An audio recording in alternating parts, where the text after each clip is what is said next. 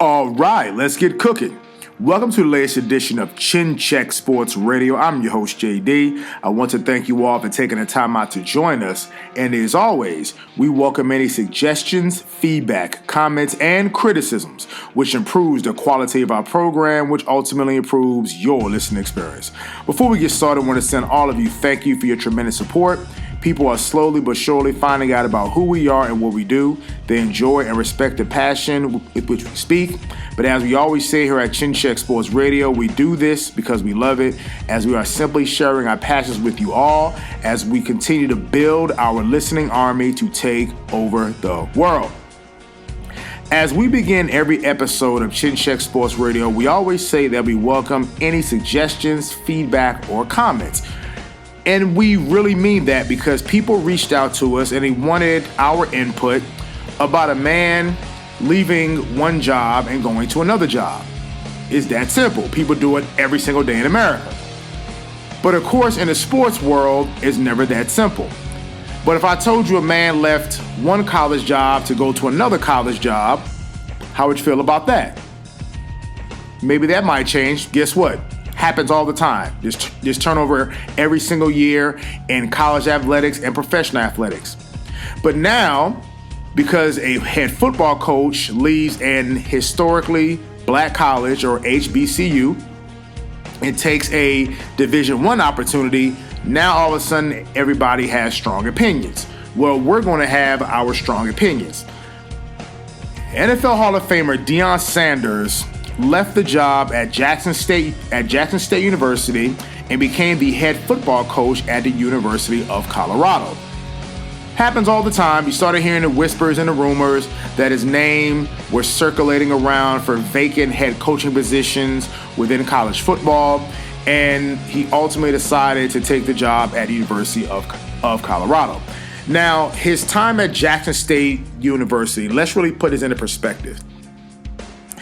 His football team won for that league, the football subdivision or Division 1A, whatever you want to call it, won the College National Championship in 2021, just last season, and they played for the title again this season. The last time that they won the championship was 1996. Let that sink in, ladies and gentlemen.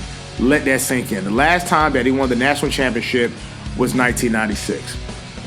In the Southwestern Athletic Conference, or the SWAC Conference, the last time that they won a conference title was 2001.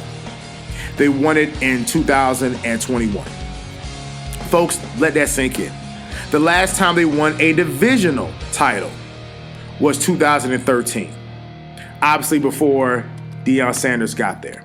So Deion Sanders clearly improved that program. Clearly. Two-time coach of the year, did what he had to do, turned around a moribund football program and made them a power amongst HBCUs. He used his celebrity to bring attention to the school.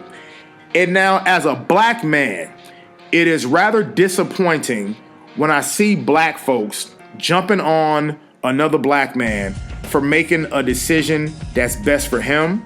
We don't know the reasons, and quite frankly, Deion Sanders, he does not owe us an explanation for his reasons for leaving the college football job at the University of Colorado. That's really none of our business. He owes it to himself and to his family. That man has children, adult children, but he has children nonetheless. So when you see people giving Deion a hard time, and also he took the job, his first year was 2020, and again, this is during the pandemic. He went 4-3, he went 3-2 in the conference.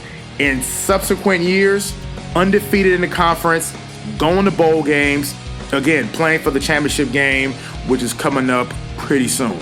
So an overall career record of 27-5, 19-2 in conference play, and now using his stardom, using his expertise to bring attention to the program, which ultimately brought much needed attention back to HBCUs.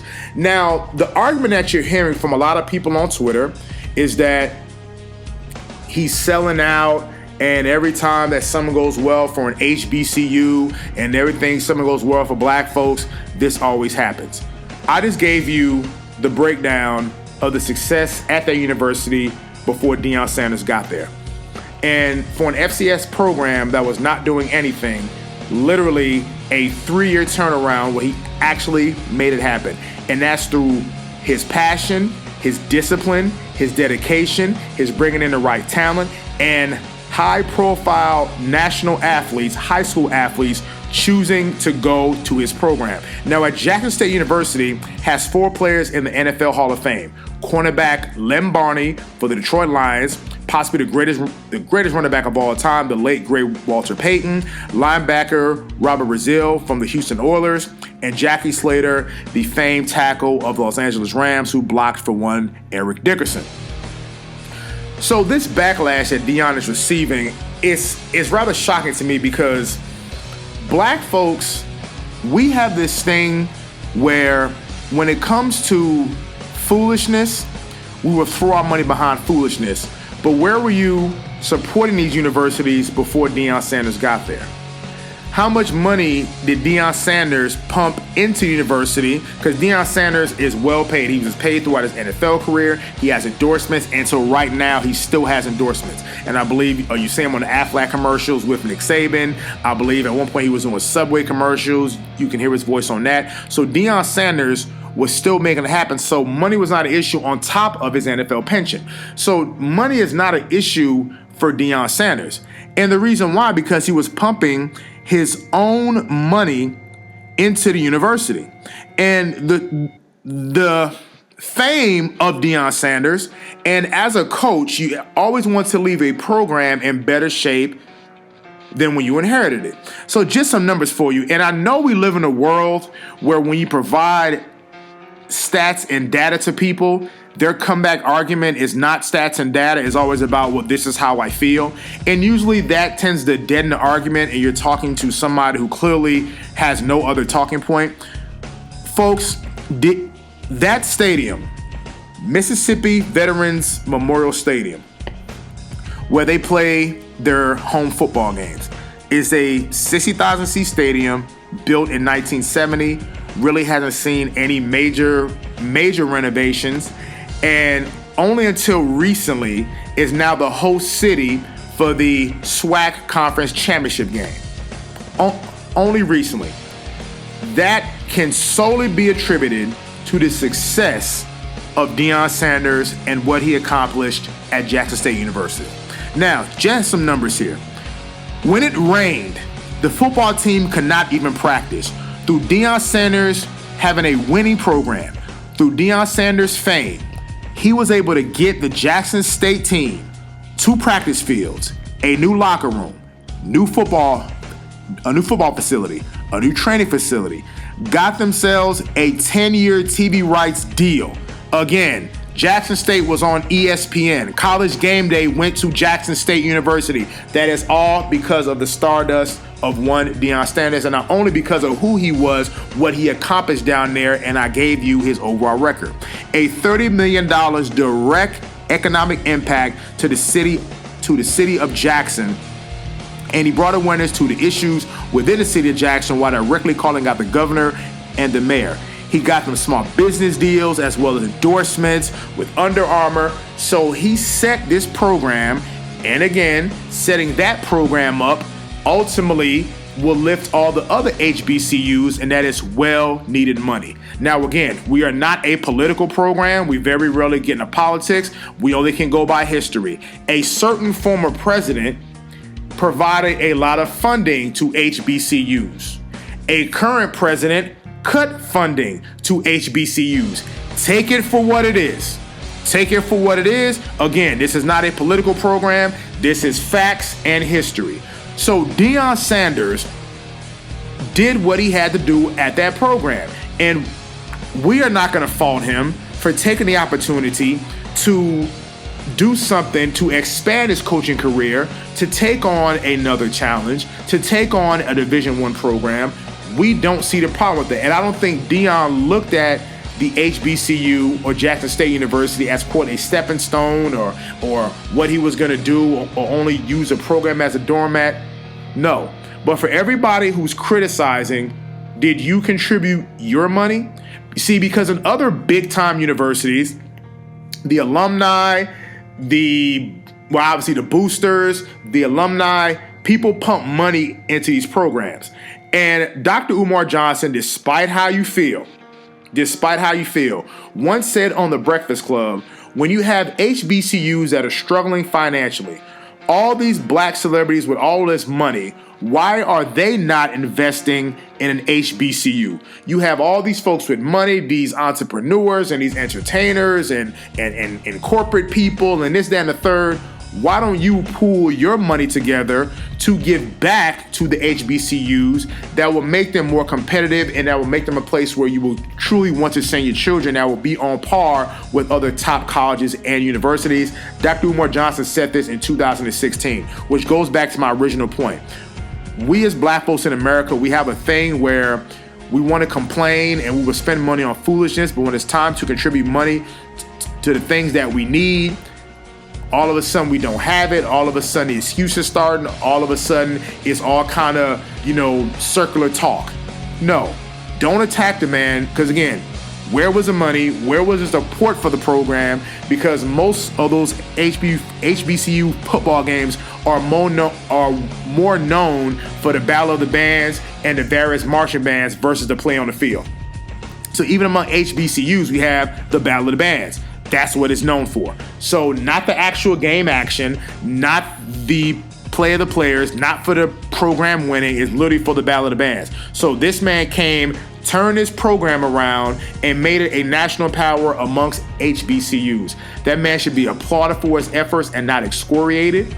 That man should be given a standing ovation and not receiving your criticism. And we just don't agree with that. He has every right to make the decision that's best for him, and we're proud of Deion Sanders for stepping up and taking the opportunity and turning the program around.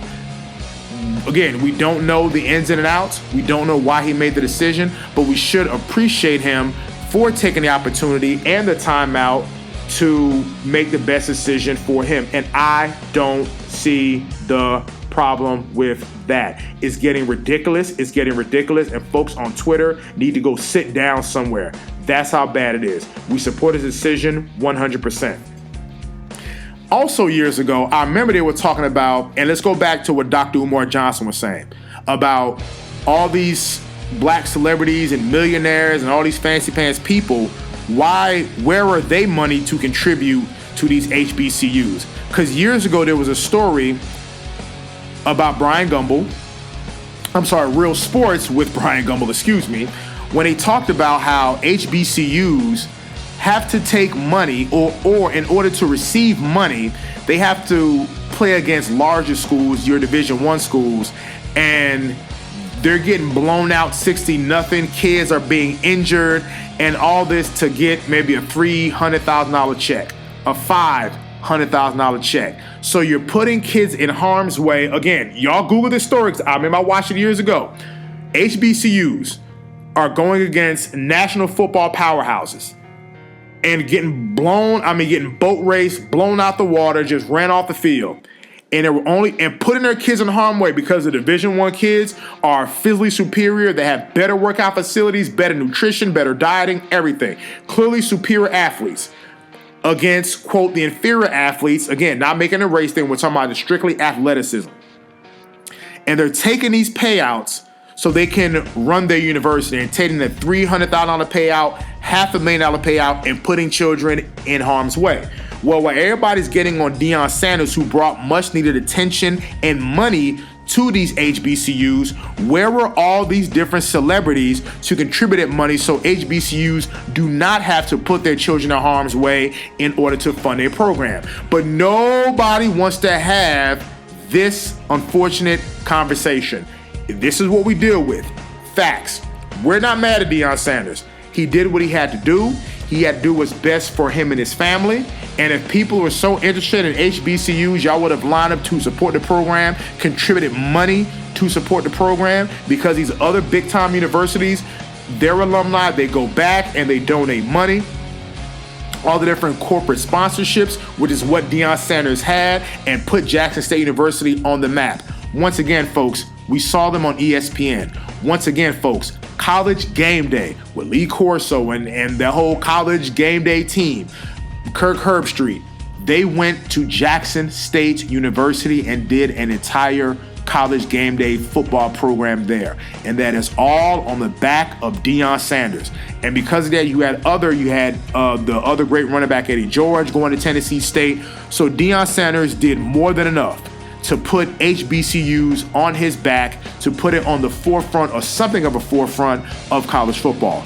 The rest of you who are sit there and calling this man a sellout, y'all need to go sit down somewhere, because much like you all can have your opinion to insult the man, we're going to have our opinion and tell you to sit down. We gave you the numbers, we gave you the data, we gave you the statistics.